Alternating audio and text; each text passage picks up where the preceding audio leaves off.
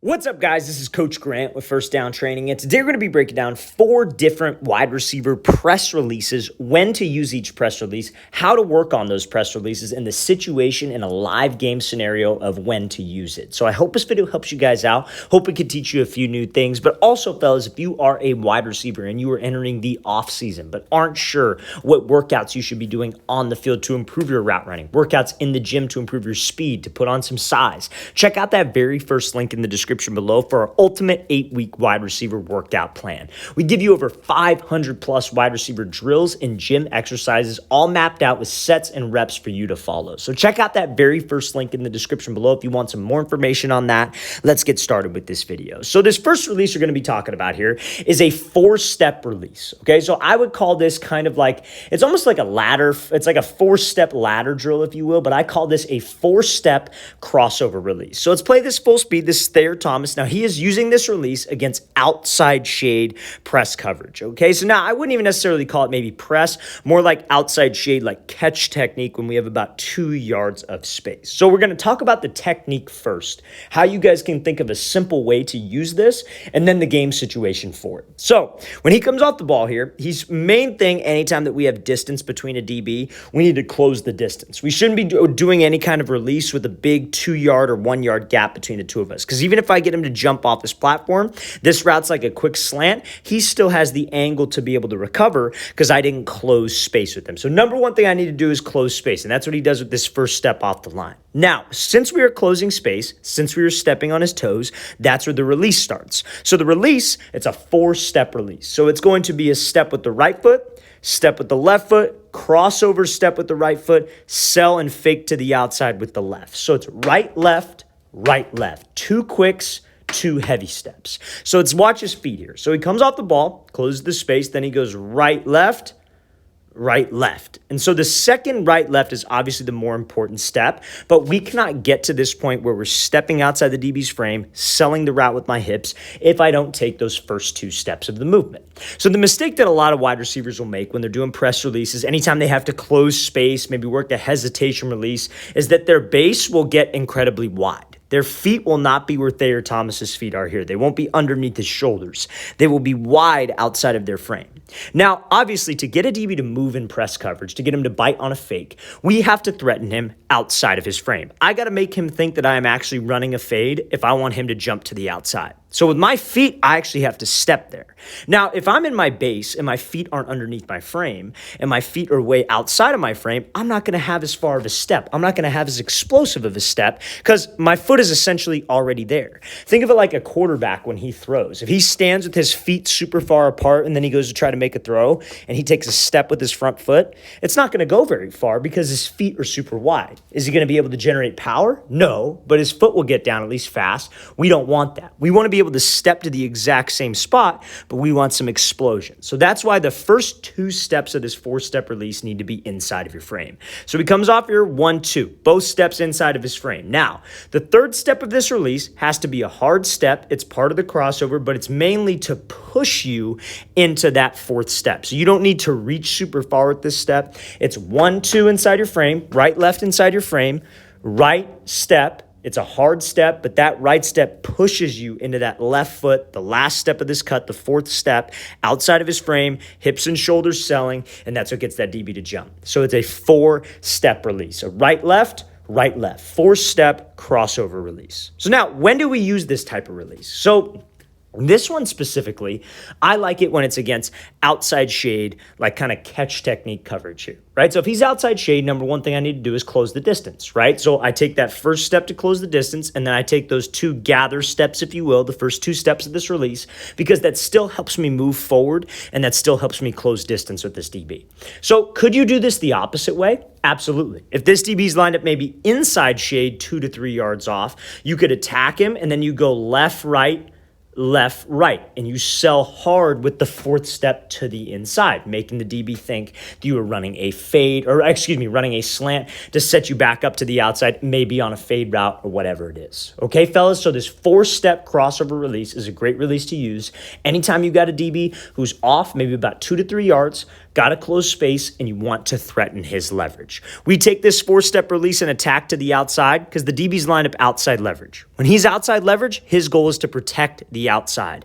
Don't let this wide receiver run a fade. Don't let him run an out route. Force everything to the inside, which is where he probably has help. So if we can threaten him where he doesn't have help, which is to the outside because he's an outside leverage, that's what's going to get him to move, and that's what can create separation for me. So let's play this again full speed one more time. Great job by Thomas here doing this 4-step release and being able to create separation.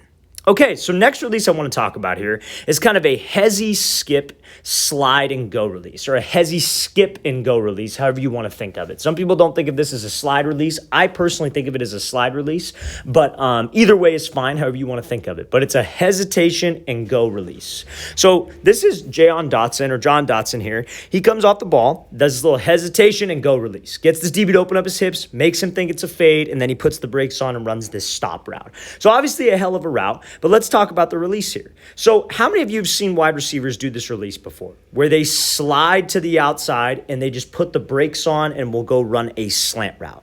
They call that just a regular slide release or like a skip release. It's very similar to like a diamond release, where you take 3 hard steps at this guy's outside shoulder, trying to flip his hips, and we slip under him. So we're trying to make it look exactly like that. All great wide receivers understand mind games with the DB. You hear Davante Adams talk about it a lot, Doug Baldwin. Anytime a wide receiver ever breaks down his releases, he always talks about making stuff look the same, trying to get in the DB's head. Don't let him get a read on us, right? So maybe one time Dotson was backside on a route. Maybe he wasn't getting the ball, or maybe he was getting the ball. And he set this DB up with this little hesitation move. DB opened up the gate, and then he ran a slant. He got him. So the next time that we come up to the line and maybe we have to run a fade, maybe we have to run a stop route, we can use this type of situation. So we could use this type of release, So it's got to be the same tempo and it's got to be the same timing. So what's the first step that Dotson takes here? He takes this kick step with his back foot. So that kick step behind is kind of a way for him to get some balance, get some explosion, and to load his hips. Because with this slide release, it's very important. You got to make it look the same, right? So you have to make sure that we are attacking vertically when I slide. If we're trying to get this DB to open up the gate and run a slant, I need to make sure that I attack vertically to get him to open up. So if I'm doing this slide and go, I got to make it look the exact same. So we got to kick step, shoot my hips so I can attack vertical.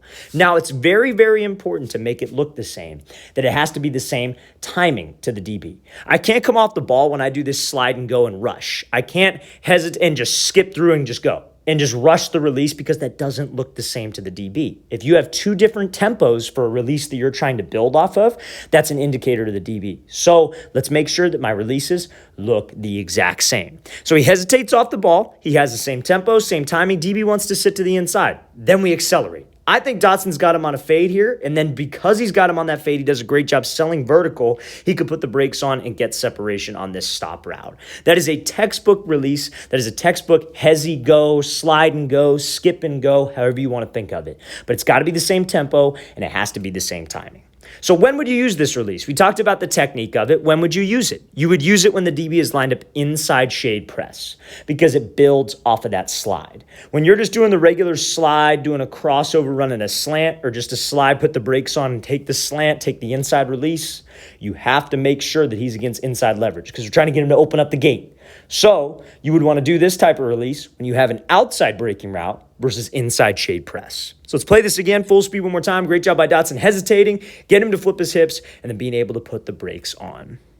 Okay, so now, next example here is going to be, I call this a hesitation hop crossover release. So this is another 4-step release, very similar to the one that we talked about in the very beginning of this video with Thayer Thomas. So the first step of this release is going to be with your back foot. You're going to take something called a punch step, then you are going to take a reach step, and then it is going to be a crossover move. So it is going to be punch with the right foot, reach with the left, right, left. It's a 4-step release. So let's break this thing down. Let's watch what Brandon Innes does here. Punches, reaches, and hits the crossover. Extremely fast, extremely quick. I wouldn't even necessarily call this a hesitation move because of how fast it was, but that's kind of the terminology that I use. I use hesitation hop, crossover release. That would be the name of this. So let's break down the technique. The reason why he takes this punch step right here is to give him explosion and to help him gain ground into this DB. So think about where the DB is lined up, and this ties into a little bit of when to use this move. DB's lined up inside shade, maybe about a yard or two of cushion, right? So what is this DB trying to take away? He's trying to take away the slant, right? So he doesn't want us to run a slant, doesn't want us to run a dig, a post, a 5-yard in.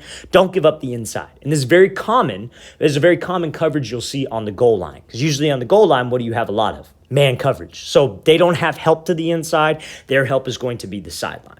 So when you're running a fade route, and doesn't necessarily always have to be a fade route, this is a great release to use. Because anytime that there's cushion between the two of us, what do we need to do? We need to close the cushion. We need to get to the DB's toes. So that's why we take that punch step. Because that punch step allows us to push off of it and reach with the front foot. Now, he doesn't get this big reach, but it gets his momentum going. So when he decides to throw this crossover move, so he punches, reaches, and then he goes he steps with the right foot, then sells with the left foot to the inside, he's closing the gap with this DB. Right, left. And you see, he's stepping onto his toes. He's threatening his leverage by stepping outside of his frame. He's selling with his upper half. That's what gets that DB to move. Just like the very first example we talked about. To get a DB to move off that platform, let's threaten him where he doesn't want me to go. He's inside leverage, so that means he doesn't want me to go inside. So let's threaten him there. That can move him off that platform and create more space to the outside for my QB to throw me open, or just more space for me to maybe restack if I'm working a route like, maybe a dig, corner, post, whatever it might be. So we got to punch, reach, then into the crossover. In same scenario, I want to use this release when he's inside shade, maybe about 1 to 2 yards off, and I have to close the distance with him. Okay, fellas, let's play this thing again, full speed one more time. Great job by Innes using that punch step, reach into the crossover. Hesitation hop, crossover release. Okay, so now this next example here is, I want to talk about this because Christian Kirk is in a stance switch here. So why do wide receivers do this? So many people critique this. Like, they'll be like, you show a clip of a wide receiver with his stance switched like this, they'll be like, oh, his inside foot always has to be up. It's usually for timing on the play, or sometimes like they have a predetermined release that they're trying to work, like this scenario. So this is going to be something called a wide step release. So a wide step release is where you are stepping with your back foot wide, trying to attack the DB's leverage, trying to move him off the platform so you could release the opposite side. Now, normally a wide step, because let's look at the top of the screen here. Let's look at this receiver first. What foot is up? His inside foot is up, right? That's usually more common from the outside wide receiver. Usually it's the slots who switch their feet. So a wide step would normally be with his back foot. He would step wide, maybe the DB's lined up outside leverage, and he's trying to take an inside release. In this case, because our stance is switched, DB's lined up a little bit to the inside here, we're trying to take an outside release. That's why he has his stance switched. So let's play this full speed. So a wide step is literally exactly how it sounds. We are stepping wide, trying to get the DB to move off the platform. Now, ball was a little bit overthrown here, but I still want to talk about the release because I think this is a great form of a quicker release that can get you a lot of separation if you know how to sell it. So what he does here, let's watch what his first step is. You see he does that kick step, right? That kick step, again, that's for balance, that's for explosion, that's to load his hips. Because the only way that we get that DB to move, just like on that slide and go release, we have to attack vertically. We cannot be stepping lateral. We can't be stepping behind the line of scrimmage. I need to make this DB think, because he's inside leverage, that I'm trying to just cross his face and run a drag, run a slant, or just do a speed release to the inside. So he takes that kick step to load up his hips. So now, what can he do? He can throw. And you see how he's stepping past the line of scrimmage. His hips, his shoulders, everything looks like he's trying to cross this DB's face. And that is what will get him to move off that platform. Remember, we always want to threaten him where he doesn't want me to go. He's lined up inside shade press. Let's threaten him to the inside. If I come out in a stance switch, that wide step is a great release to use. So again, you could use this wide step if you switch your stance out of the slot and this DB's inside leverage, or if your inside foot is up and that DB is outside leverage, because it's a way to attack his leverage with one quick step and it gets you up into the route. So situational, he's running a 10-yard out. That's a quicker developing route. That's usually a first read play for a quarterback. So a quarterback's not dropping back, looking at the first read, looking at a second read, and then throwing a 10-yard timing out, because that ball will be picked. And that DB's going to have time to react because we're running towards the sideline. So usually routes that break towards the sideline, like outs, corners, comebacks, usually a first read. Unless, for example, maybe it's a sprint out or a play action and you have a little bit more time. But if it's a pocket, just straight drop back, this wide step is great to use in that situation because it's a quick release. It doesn't take too much time. All it is one step, but if you have the right technique of the kick step, loading your hips, and you actually step vertically, that can still accomplish a lot and get that DB to move off that platform. So there's a great example there of that kick step and that wide step from Christian Kirk. Ball was a little overthrown, but that's the right technique lower half. All right, fellas, really want to thank you for watching. I really appreciate it. If you guys have any questions at all, don't hesitate to leave those in the comment section below. We really appreciate the feedback. It's always great to hear from you guys as usual. And again, fellas, if you'd like to get an 8-week wide receiver gym and field workout schedule to follow, check out that very first link in the description below. We'd love to get you guys on that. I'll see you guys next time.